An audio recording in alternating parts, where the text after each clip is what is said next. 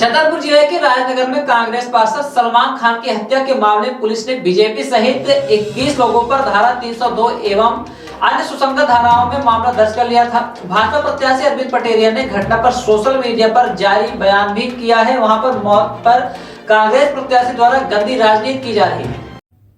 नमस्कार, मैं आप सभी से जो लगातार 2-3 दिन से ये घटनाक्रम चल रहा है इसके बारे में आप सभी को बता देना चाहता हूं कि जिस प्रकार से घटिया राजनीति इस जिले में और राजनगर विधानसभा में की जा रही है, इन लोगों की जो सामंतशाही जो राजनीति है वो खत्म होने जा रही है। आपको मैं बता दूं कि उस दिन का घटनाक्रम जिस दिन चुनाव थे, वो चुनाव के पहले से मैं बता दूं कि ये जान चुके थे कि हम चुनाव हार गए हैं। जनता इनके कार्यक्रम नहीं हो पा रहे थे, ये कहीं जा रहे थे तो जनता नहीं मिल रही थी, कोई सुन नहीं रहा था। ये पूरे तरीके से समझ चुके थे कि हम चुनाव हार चुके हैं। तो इन्होंने बौखला करके ये 2-3 दिन से प्लान वे में कर रहे थे कि हमें कहीं ना कहीं इस तरीके से विवाद करना है कि जो इन पर फर्जी FIR हो। आप पता कर लेना, वहाँ के लोगों से भी पूछना कि जब चुनाव था मैं पूरे दिन में समझ रहा था कि चूंकि ये चुनाव हार रहे हैं, नाती राजा बौखलाया हुआ था। वह पूरे दिन 20 गाड़ियां लेकर के पूरे क्षेत्र में घूमता रहा। मैं जानबूझकर अवॉइड करके लव कुश नगर एरिया में रहा। लव कुश नगर के कार्यकर्ताओं को पता है, पूरे लव कुश नगर में रहा। फिर मैं गाँव गया, सभी जगह से मैंने बातचीत की। बेचारे सब बढ़िया 2 बजे तक मैं पूछने 2 बजे मिड़का गांव में था। मुझे पूरे टाइम इस प्रकार की सूचना मिलती रही। घटनाक्रम बता देना चाहता हूं कि इन्हें गोरा में जाकर के वहां पर अहरवार समाज के लोग थे बेचारे, उनको पकड़ करके मार पिटाई की, गाड़ी में भर करके लाओ, बोले साले अगर कल देखोगे तो गोली मार देंगे।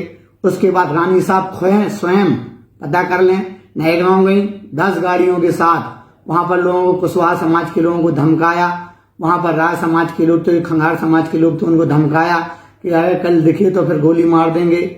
वहां से फिर निकले तो नाती राजा साहब चंदनगर बेल्ट में गए, तो हमारा जो युवा मोर्चा का जिला उपाध्यक्ष है उसके साथ इन्होंने मार पिटाई की, धक्का दिया, उसका फोन आया। फिर जाकर के चंदनगर तरफ पूरे बेल्ट में घूमते रहे। इन्हें पर्याप्त दारू बांटी, मछलियां बांटी, पैसे बांटे, पूरा आतंक तांडव किया था। मैं समझ रहा था करने दो, कुछ नहीं होने वाला है। लोग समझ चुके, हर बार 20 साल से ये यही कर करके चुनाव जीत रहे थे। मुझे पता था, जनता का भरोसा मुझ पे था। लेकिन फिर मैं जब 2 बजे लौट के आया तो मैंने कहा कि इन सबसे मिलूं, बेचारे डरे हुए हैं, सहमे हुए हैं। तो मैं गया, मैंने सबको बुलाया अपने घर पर।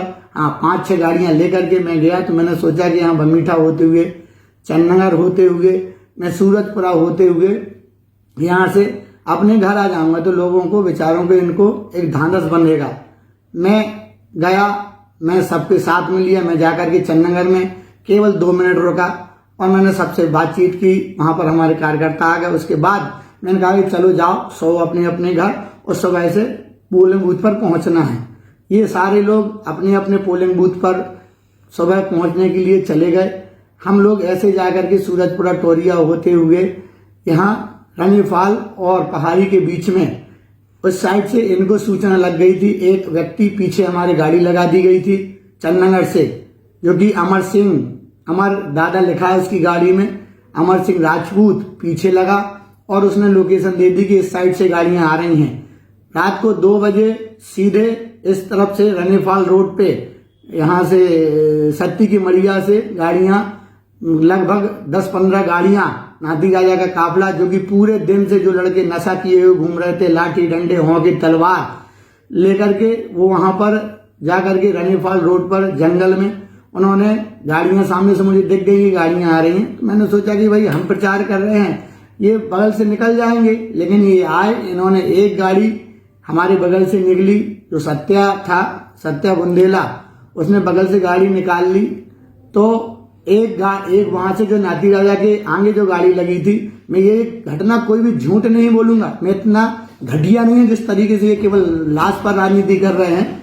मैं आपको बता दूं कि इन्होंने सत्या की गाड़ी मेरे बगल से क्रॉस हुई, जबकि मैंने कांच भी खोला इंसानियत के नाते, वो सत्या जानता है। और मैंने कहा कि और ठीक है, तो उसने कुछ नहीं बोला। सामने से एक गाड़ी आई, मेरी गाड़ी के सामने जस्ट लग गई। फिर दूसरी गाड़ी निकलने के लिए जगह नहीं थी, उनने जानबूझ करके मेरे सामने गाड़ी लगा दी। वहां से उनके लोग उतरे, लाठी डंडों से लैस, बिल्कुल हथियार लिए, अद्दी लिए थे, वो निकले। यहाँ से हमारे लोग निकले, बढ़िया बातचीत, गाली गलौज लोगों ने की, बढ़िया बेइज्जती करने का प्रयास किया। मैं गाड़ी से नहीं उतरा, वाह, मैं झूठ नहीं बोलूंगा। नाती राजा जी गाड़ी में बैठे थे, वो भी गाड़ी से नहीं उतरे। ये लड़कों में हॉट टॉक होती रही, एक दूसरे गाली गलौज करते रहे। बाद में गाड़ी फिर बीच बचाव हुआ, इस साइड से उस साइड से सब लोग गाड़ी हटाने लगे। इतने में फिर एक बार भैंसाबासी हुई, गाड़ी बोले हाँ हट रही, नहीं हटाई। इन्होंने फिर धीरे से बोला वहां पर कि हाँ गाड़ी निकाल लो। तो 2 गाड़ियां हमारी, चूंकि मेरी गाड़ी आगे थी तो मैंने आगे गाड़ी निकाल ली। निकालने के बाद मैं लगभग आधा किलोमीटर के लगभग पहुंचा। उसके बाद मैंने देखा तो वहां से पता नहीं, लाइट नहीं दिखाई दी, तो मैंने देखा कि गाड़ियां नहीं आई हैं। तो वहां से फोन आता है मेरे पास कि भाई साहब गाड़ियों के कांच फोड़ने लगे हो, जो फायरिंग कर रहे, हमें फायर सुनाई दे गया, फायर कर रहे हैं और इन लोगों ने गाड़ियां नहीं निकलने दी। तो वहां से जैसे ही फायर हुए तो आनंद फानन पर गाड़ियां भगी। फायर हुए तो भगदड़ में इनकी भी गाड़ियां भगी। राय साहब खुद भगे। वो जितने लड़के थे, ईश्वर साक्षी है, ये जो कर रहे हैं, ये घटिया राजनीति कर रहे हैं। इनके कम से कम 70% लोग भूत थे, दारू में के नशे में थे, अदाधुन गालियां गलौज कर रहे थे, डंडे लिए थे। इनकी गाड़ियां भगी। वो सलमान जो है, मैं चूंकि निकल चुका था, बताया ये है, मैं झूठ नहीं बोलता, चूंकि कि वो गाड़ी पे चढ़ने की उसने कोशिश करने में वो गेट छूट गया, वो बैठ नहीं पाया। पीछे चूंकि उनकी गाड़ियां स्पीड में भगी तो वो रोनते हुए गाड़ियां निकल गईं। अब चूंकि इनके साथ घटना घट चुकी थी, इनको मौका मिला कि अरुण पटेल को अब फंसाया जाए।